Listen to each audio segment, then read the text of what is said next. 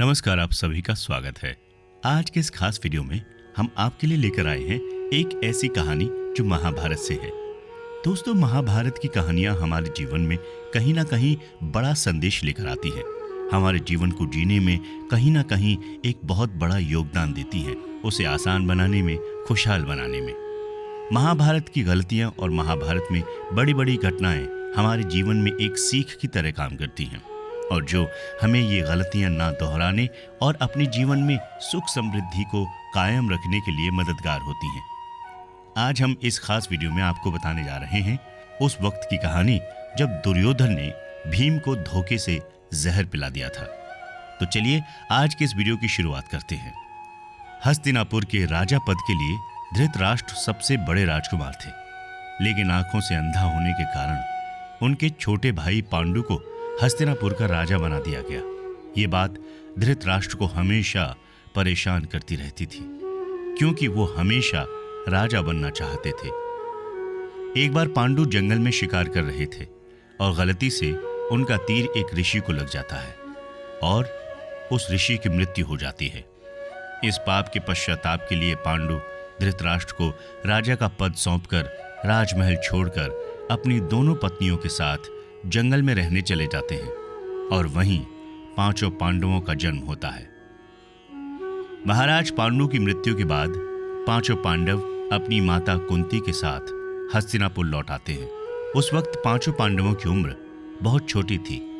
पांडवों का वापस हस्तिनापुर लौटना धृतराष्ट्र और उनके पुत्र दुर्योधन को पसंद नहीं आया, क्योंकि उन्हें लगता था कि अब राज्य का राजा पांडु का बड़ा बेटा युधिष्ठिर को बनाना पड़ेगा।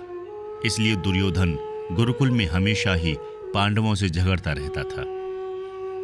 दुर्योधन का मामा शकुनी किसी भी कीमत पर दुर्योधन को ही हस्तिनापुर का राजा बनाना चाहता था।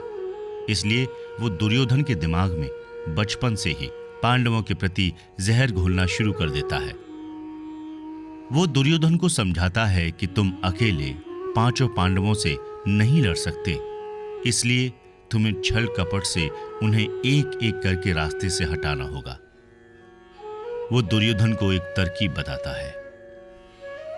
भीम को खाने पीने का काफी शौक था।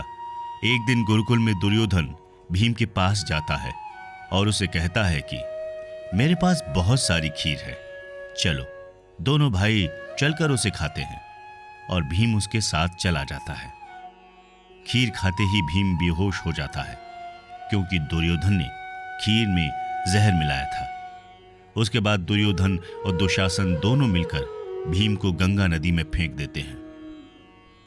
भीम के काफी समय तक लौटकर नहीं आने पर राजमहल में सभी लोग चिंतित हो जाते हैं और सभी लोग भीम को चारों दिशाओं में खोजने का प्रयास करते हैं। भीम नदी में डूब जाता है और नागलोक में पहुंच जाता है, जहां भीम को शत्रु समझकर नागलोक के नाग उसे काट लेते हैं। जैसे ही नाग भीम को काटते हैं, वैसे ही भीम ठीक हो जाता है, क्योंकि भीम को दिए गए जहर का असर नागों के जहर से खत्म हो जाता है।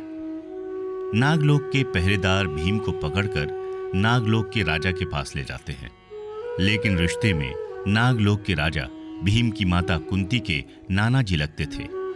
उन्होंने भीम को कटोरे में पानी के लिए सुधारस दिया। भीम ने कुल 7 कटोरे सुधारस पिया। एक कटोरे सुधारस में 10 हाथियों के बराबर ताकत थी, इसलिए भीम में 70 हाथियों के बराबर ताकत आ गई। उसके बाद भीम को वापस हस्तिनापुर भेज दिया गया। भीम के सही सलामत राजमहल लौट आने पर सभी लोग खुश हुए। भीम सारी बात अपनी माता कुंती और बड़े भाई युधिष्ठिर को बताता है, लेकिन वो बात जिसमें उनको जहर दिया गया था किसी को नहीं बताते, क्योंकि वो नहीं चाहते थे कि उन सभी भाइयों में कोई दरार पड़े और आपस में कोई बैर पैदा हो। दोस्तों, महाभारत के हर दृश्य में एक कहानी छुपी है और ये कहानी भी शानदार थी। जहर भी आपको कभी कभी अमृत की तरह काम करता है। कभी कभी किस्मत आपके साथ हो तो आपका जहर आपको बल प्रदान कर देता है, और जब किस्मत साथ नहीं होती तो आपकी दवाई भी जहर का काम करती है। कभी कभी हमें चीजें अपने भगवान पर छोड़ देनी चाहिए, चिंता नहीं करनी चाहिए। जो हमारे हाथ में है वही हम कर सकते हैं। जो हमारे हाथ में नहीं है उसके ना होने या होने पर हमें कभी चिंता नहीं करनी चाहिए। लेकिन जो आप कर सकते थे, अगर वो नहीं किया गया, तब आपको चिंता करनी चाहिए। आपको ये वीडियो कैसा लगा जरूर बताएं कमेंट सेक्शन में। साथ ही इस चैनल को सब्सक्राइब करें। नमस्कार।